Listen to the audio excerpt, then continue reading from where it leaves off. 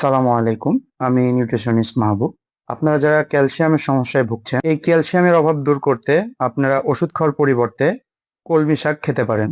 বাজার থেকে ক্যালসিয়ামের ওষুধ না কিনে খেয়ে আপনারা অল্প দামে কলমি শাক কিনে খাবেন। এটা রেগুলারলি খাওয়ার চেষ্টা করবেন।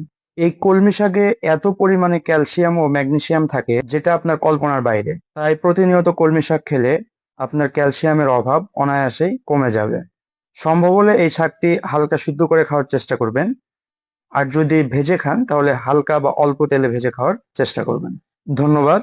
সালামু আলাইকুম।